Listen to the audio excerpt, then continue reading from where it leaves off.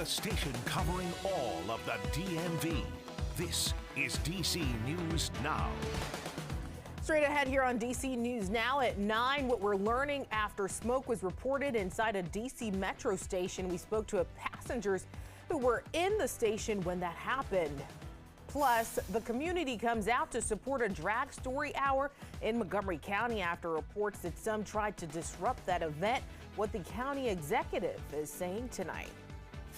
And we're taking a closer look at the cherry blossoms. We'll find out how they're doing amid this mild winter. But first, here's meteorologist Scott Sumner.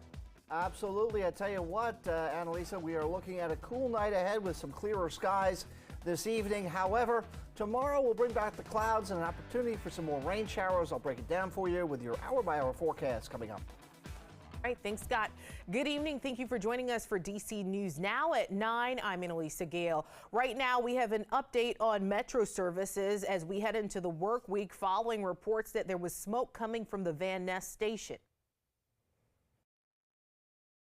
So I heard a really loud bang, and I saw when we were still moving, we were like just about to get into the Van Ness station, but we were still moving, and I had just kind of looked up from my phone and I heard a loud bang and I saw a kind of flash of orange and sparks. Luckily, we were right at the station, so the train slowed down and then the lights went off. American University freshman Alice Still says she was heading back to her dorm with her family after a pre-birthday celebration when she captured this video at the Van Ness station. Right now, Red Line trains are suspended between the Friendship Heights station and DuPont Circle. Definitely not what you're expecting to have happen. Shuttle buses are replacing the impacted stations. Metro says they'll continue to investigate that incident. Now, DC Fire and Rescue just telling us moments ago that the smoke came from a train car fire next to the Tenleytown station. Another train may have dragged it in. We'll be sure to get more on that. We'll have a report from Dave Laval coming up. And another commuter alert tonight for some Metro riders. The time you spend waiting for a train could nearly double on certain days, especially in the evenings. DC News Now's transportation reporter Joseph Omo tells us why. Yeah, hey there. Let's just start off with the good news here. Yes, this ultimately means that you're going to be at the station waiting longer for trains to come through. However, these schedule changes are only happening in the later evening hours when Metro says only about 4% of its riders actually use it during that time frame. So take a look. Here's what you can expect for the next 3 weeks, Mondays through Thursdays by 10 p.m. All blue, orange, and silver line trains are going to be running every 26 minutes. That means in many cases you are only going to see trains running through the stations just about 2 times every hour. So plan accordingly if you tend to use the Metro later on in the evening. But again, this is only happening in the last 2 hours of rail service, Mondays through Thursdays from 10 p.m. until the system closes at midnight. The rest of Metro's schedule remains unchanged. And take a look. Here's the reason why all of this is happening. Crews are going to use this time to strengthen some of the transit system's oldest tracks, replacing concrete slabs that literally support the weight of these trains. You can see in these pics here, some of them are cracking, and it is no simple process to replace them. So best thing you can do right now, go to dcnewsnow.com. I have a full article up there of how you can get around these longer wait times at the stations. Again, that is dcnewsnow.com. Reporting here in the studio, I'm Joseph Omo. Back to you. Thanks, Joseph. New this evening, Prince George's County Police Department is investigating a deadly shooting in the Temple Hills neighborhood. Police responded to the 3700 block of Dunlap Street around noon. That's where they found a man who was shot multiple times. His name has not been released. Detectives say a car was towed as evidence. Also, we have new details on a deadly shooting that happened near Audi Field in Southwest D.C. last night. The victim has been identified as 30-year-old Kevin Sharp. Police responded to the shooting in the 1500 block of First Street around 8:45. A $25,000 reward is being offered for information leading to an arrest. Well, right now in Montgomery County, the community is showing support for the LGBTQ community. Many gathered to support the Drag Story Hour in the county following reports that some tried to disrupt that event last week. Over 100 supporters held up colorful umbrellas as police monitored a handful of protesters who showed up with signs to discourage others from attending that drag story hour. Montgomery County Executive Mark Elrich was among the group of supporters. I want the community to feel supported and to know that it's not just them by themselves, but that we recognize the validity of their being able to do this. And it's important to other people to know that elected officials stand with them. So I wanted to be clear about that. Now, Elrich says those who have been trying to stop the drag story hour do not reflect Montgomery County's values.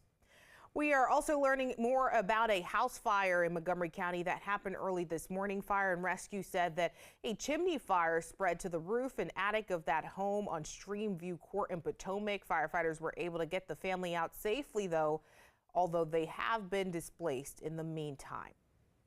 Well, a health alert tonight. The company Reckitt is recalling 2 batches of its Simply plant-based infant formula there. The product was possibly contaminated with a bacteria, which they say can seriously harm young children. So far, they say that the product had tested negative for the bacteria, but has been recalled due to the extreme caution. The FDA said that there have been no reported illnesses connected to this recall so far. Well, on the topic of baby formula, Virginia's Women, Infants, and Children program, or WIC, is moving back to Similac. The program allowed substitute options during the formula shortage. February 28th is the last day parents can buy a non-Similac brand through WIC. The Cherry Blossom Festival is right around the corner, and with some trees already blooming, will this mean peak bloom will follow this trend? DC News Now's Katie Ree stopped by the iconic Tidal Basin. It's nearly impossible to predict when these cherry blossom trees out here at the Tidal Basin are going to hit peak bloom. But February 23rd marks the earliest that they've ever hit stage 1, or the green bud stage, in the last 20 years. It's a special thing, and it comes at a time where you're kind of sick of the winter, and it's a nice pick-me-up. According to the EPA, the peak bloom date has occurred before April 4th in 16 of the past 20 years. In the past, peak bloom has occurred as early as March 15th and as late as April 18th. Some cherry blossom trees around the district are already blooming, but the National Park Service calculates their bloom stage dates based on 70% of the Tidal Basin cherry blossom trees. I just love walking around the Tidal Basin and seeing the whole thing lit up. It's pretty cool to see an entire ring of pink and white blossoms all around it. The Cherry Blossom Festival is set to kick off on March 20th, but this early bloom and early bud stage already has people excited, especially Evgenia Shulga, who is visiting the district for the very first time. I would love to come back during the actual season that they're here. I know it's short-lived. Even right now, I find beauty in the nature here, but I'm sure that once it actually sprouts and blossoms, that it'll be very beautiful. The National Park Service says it's nearly impossible to give an accurate forecast any more than 10 days before peak bloom, but we'll obviously be keeping you up to date on that. So stick with DC News Now.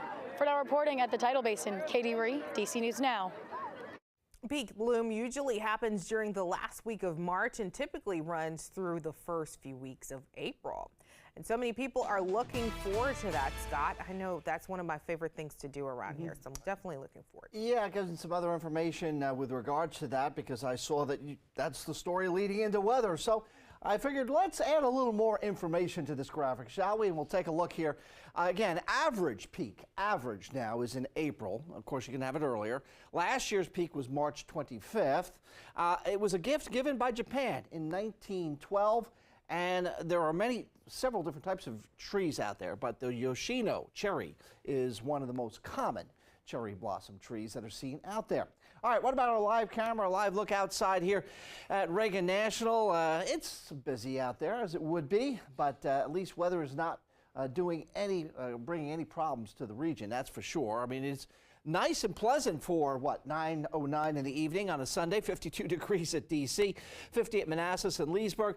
Then we drop into the 40s here in Winchester, 41, Martinsburg, 48, Hagerstown coming in at 45 degrees. Of course, satellite view is pretty quiet across the region, and so for tonight, with clear skies, we'll see, or mostly clear skies, we'll have those temperatures dropping out of the 40s and the 50s and getting into the 30s, pretty much region-wide across the area. So we do have a clear and chilly night ahead. Rain makes a return on Monday night. We're going to be warming up by the middle of the week once again. And, of course, we're going to be watching Friday's storm closely, although I do have a little bit more insight on that storm system from once we spoke yesterday.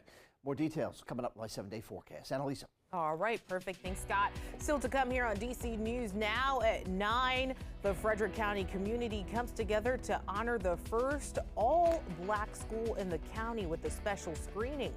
Plus, buy now, pay later is gaining popularity as people look to save money, but is it worth it? Our Ben Dennis explains. Stay with us.